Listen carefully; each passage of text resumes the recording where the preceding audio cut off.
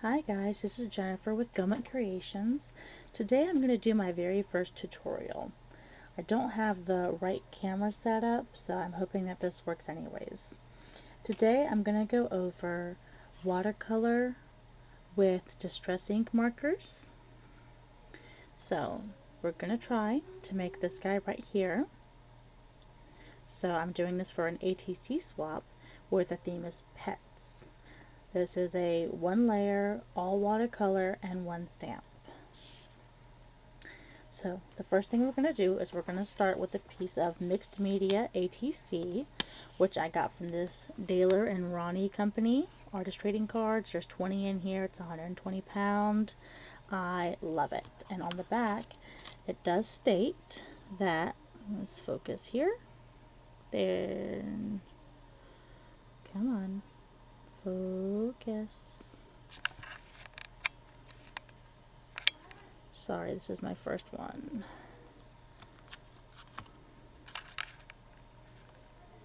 Okay, ideal for all dry media and light watercolor work. So that's what we're doing. I'm also using a stamp by We Are Memory Keepers called Tiffany's Purrfect. It is an older stamp that I got from my local scrapbook store a couple of years ago. This is it. It's very cute. I already have the cat mounted onto a clear block on this guy, and the ink that I'm going to use is Ranger's Archival ink in jet black. I love this stuff. I use it all the time. It is my favorite black ink. So we're going to ink that up first. I don't have any video editing software, so I'm going to try to get this done as quick as possible. I'm going to take this off screen so I can stamp it first. Get it good on there. Fabulous. Look how pretty. I love that ink. It's so wonderful. So we can do several different cats with this. I've done a brown, a tuxedo. This is based on mine cat, Fiona. I've done an orange tabby. I've done a gray. I've done a gray and white. This is based off my mother's cat named Pierre. I have a calico, who's so pretty. I love calicos. I have a beige. I have a polka dot. This one is based on a cat named Sushi at a local thrift store called Share the Love Thrift Store that benefits the local SPCA. I have a gray and white based on a cat named Phoebe that we fostered recently. And I have an all black cat that I think is just precious because all black cats need love too. So today we are going to do the brown one so I can show you how I mix different colors with it. So the first thing we're going to do is start with the cat itself, and then I'll do the background with the shadow. So to do this one, I've used pumice stone, and I'm sorry, my markers are over here to the side as I'm messing around with those, and vintage photo. So what we're going to do is we're going to start with the lightest color first, and then fill in the other spots with the darker color. So I always turn it to the side or tilt it around. So I want to start with the body first, and we don't need to go all the way out to the edges because it's going to spread out as we watercolor with it.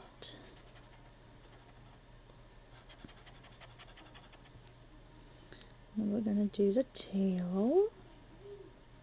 And we're going to save the face until we're done so I don't have a lot of dry marks up there, so I don't have to add a lot of water. So I have a jar that I've used for, it's an old salsa jar which is great because it's wide, it doesn't have an angle, and it's short. Today's brush I'm using is this one. It's out of a set that I picked up at one of my local big box stores. So I'm going to get it just barely wet. And then I'm going to start just working from the edge and kind of working my way in. And this idea is based off of a video I saw by the W+9 channel, because I knew that I had seen watercolor with distress markers somewhere and I couldn't find it. So I searched on YouTube for that and I found one and I really liked it, but I wanted to kind of add my own spin on things, which is why I'm going to do this tutorial today, which happens to be my very first tutorial. I am a bit of a chatterbox, so I'm going to run my mouth a little bit during this video. If I talk too much, please do let me know in the comments. If I talk too fast, which I have a bad habit of doing, please let me know that too. So now I want to go ahead and just get the tail. And I like using this small flat-tipped brush, that way I can get into the small places while still pushing the water around and not having to switch brushes. Get a few spots here. Now we're going to go ahead and work on the face. Do a little bit on the ears, the forehead, nose area, the cheeks. And get down here around his mouth. I'm going to go ahead and add some water, tap it off. And I'm going to start up here on his forehead and kind of work my way around and down. So I don't need nearly as much water with this one because I don't want it to spread. Because wherever your water goes, that's where the ink's going to go. I'll make sure I'm going to avoid the eyes, even though I am going to color those in later.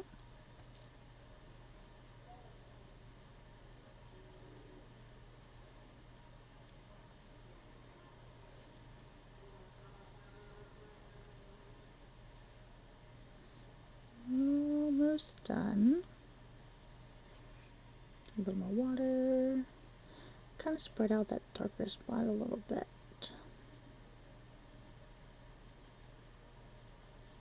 Now we could leave him just as gray as he is, or she is, depending on what color we put on. Alright, so I'll let that dry just a little bit.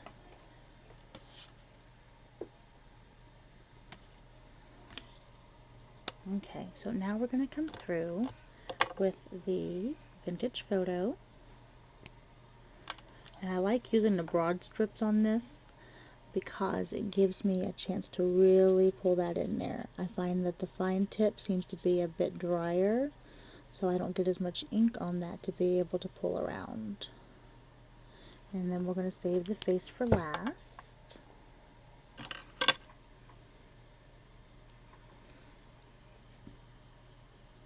And we're just going to kind of pull that in. I went a bit heavy with the water so I can really thin that out. Because I just want him to have a brown and gray tone with him.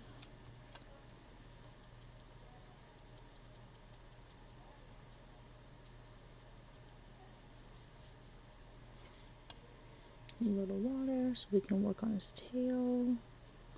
And I think what I want to do is add some black stripes to this one to make him look like my tabby I have. His name is Flint, and his birthday is actually a week from yesterday.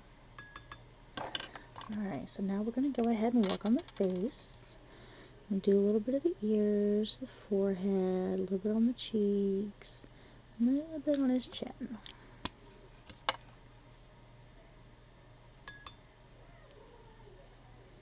So I'm going to start up here on the forehead.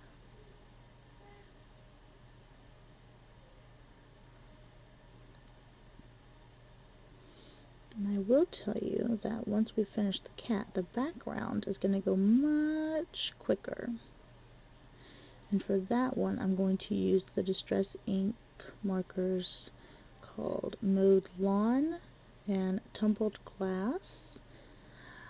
With the sky, you can also use, once you put the tumbled glass down, you can use broken china in there too to give it a different tonal effect. Alright, so there's our cat so far. So cute. And I'm going to let him dry before I add the stripes on there. They'll be one of the last things that I add.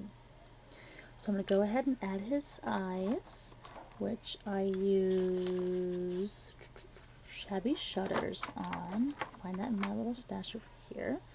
So I use Shabby Shutters, and yes, my Distress inks have distress labels because I use them a lot. I really like them. And you can see here that I've got some of the other inks in there on the eyes, but that'll cover up nicely. So this one, you have the option of putting water on there. You just need just a tiny, tiny, tiny bit. Just kind of dab it in there to kind of lighten those up and make sure that it gets around to the rest of the eye. Alright, we'll go ahead and add his blue collar, which I'm going to use broken china. And I'm going to use the fine tip on this one, and I'm not going to bother going over it with watercolor. I'm just going to fill in all the dots. You can use any color you want to. You can even use some of the gold or silver or any other metallic pens that you have. I use the Reminisce pens. Love those guys. Alright, so now we're going to go ahead and start with the grass, which, like I said, I used Mowed Lawn. And I'm going to come up just a little bit to have him sitting in the grass. So I'm going to start there, start my line. Kind of coming down here a little bit, and then to make sure that I get the grass good and around his body so it's not getting lighter around his body, I'm going to trace around the bottom area. And then I'm just going to scribble to make sure that I get it good and around, get it good and wet.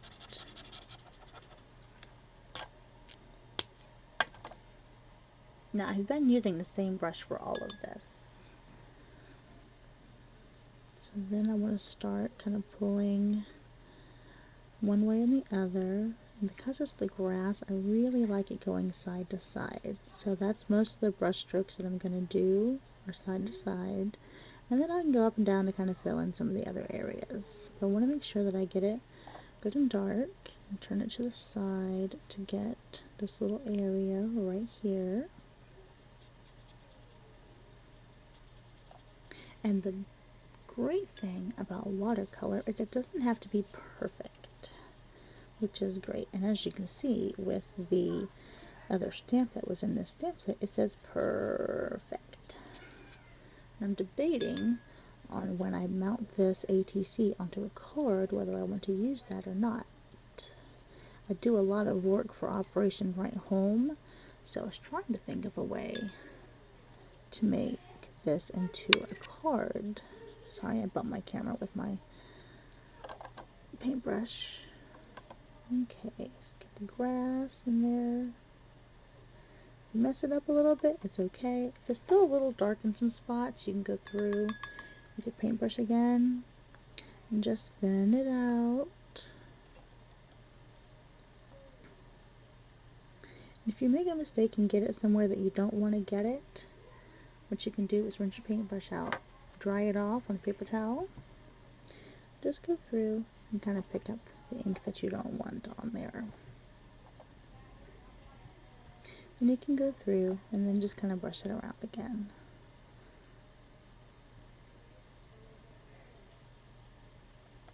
And then we're going to let that dry before we add the shadow onto it. So now I want to make sure I rinse my brush off really well. Then we're going to go through and use Tumbled Glass for the sky.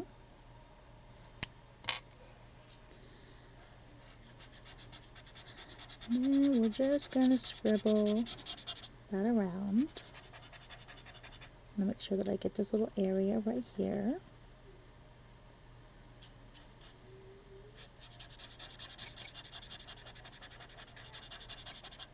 Alright, said, it doesn't have to be perfect, and all the brush strokes in this will definitely give a great illusion of a cloudy sky. So I'm going to get my paintbrush good and wet, and I'm going to start at this end.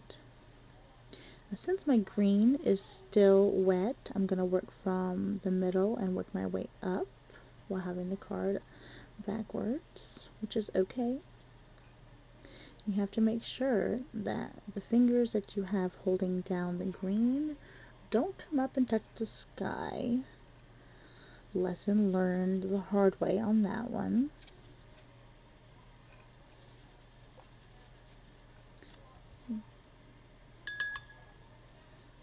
And make sure that when you get around the cat that you do it a little slower so that you don't end up painting him blue. And I like to use my brush turned to get into the smaller areas. I feel I got a bit much water between him and his tail, so I'm going to dry my brush off a little bit. Gonna go back in there again.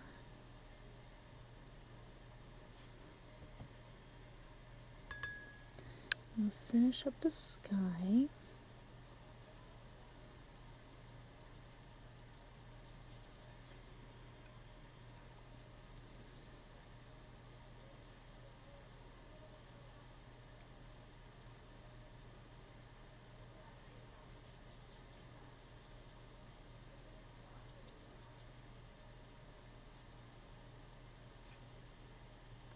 Okay, so as you can see, I did move my finger and got some of the green up on the sky. So I'm going to dry my paintbrush off and try to pull some of that green out. It's kind of working, but what I can also do is I can go back in with my tumbled glass, just kind of go over that lightly. Wet my brush again just a little bit, and then just come through, kind of make it work.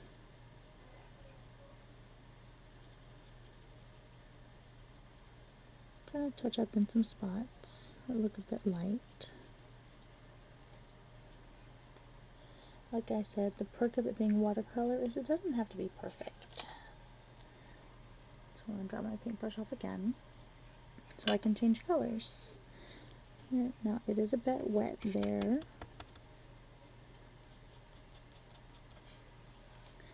Alright, so now I want to come in with frayed burlap. I'm going to use the broad stroke again, and I kind of want to start around here to kind of give the shadow effect of the sun coming from the left. I figure since his head's kind of tilted that way, that it's kind of tilted up to the sun. Kind of want to round that a little bit. I want to do some light strokes with the brush tip instead of the fine tip. And the good thing about the grass ink being a little wet means that these guys will blend really well together. And frayed burlap has a little bit of a gray tone, not gray, green tone into it as well, which will really help the two blend.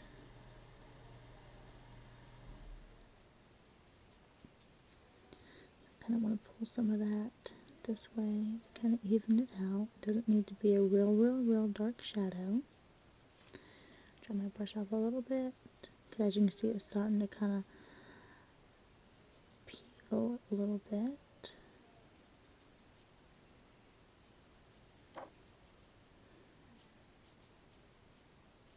Just some good quick strokes off of the ATC.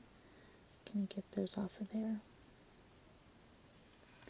Alright, there you have it. We have our cat ATC using just our Archival ink and Distress Ink watercolors. All colors used are frayed burlap for the shadow, mowed lawn for the grass, shabby shutters for the eyes, tumbled glass for the sky, vintage photo, and pumice stone for the cat. Thanks and have a great day.